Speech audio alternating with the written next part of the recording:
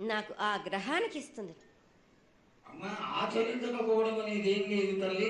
ఎసురుబాటు లేక ప్రతిష్ట చేయలేకపోతున్నామే తప్ప చేయకూడదనేది ఇట్లా కాదు తల్లి. ఒకళ్ళు ఇద్దరు అడ్డుకుల్ల వేసినందువల్ల ప్రతిష్ట ఆగిపోయింది. ఎవరు అడ్డుపుల్ల వేసినా గాని తొలగించేదాన్ని నేను.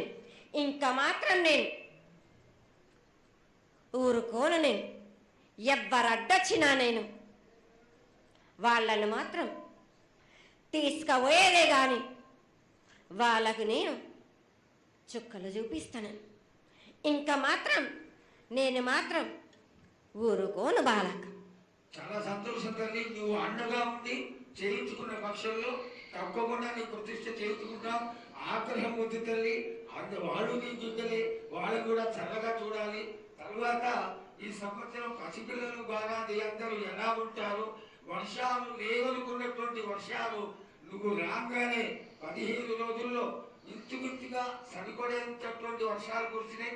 కానీ చక్కటి వర్షాలను కురిపించి పాడి పంటలు ఇచ్చి మమ్మల్ని అందరినీ ఆశీర్వదించి నీ యొక్క అనుగ్రహాన్ని తెలియజేయ తల్లి. పాడి పంటలేగా దానికి సమానంగా ఉన్నది బాలకు. గత ఏడు చెప్పినట్టు ఈ ఏడు కూడా మీకు వర్షాలు మాత్రం కుంభ వర్షాలు ఉన్నాయి. జనాలు మట్టుకు జాగ్రత్తగా ఉండాలి. కొట్టుకుపోయే ప్రమాదం కూడా ఉన్నది. అగ్ని ప్రమాదాలు ఉన్నాయి. కుంభ వర్షాలు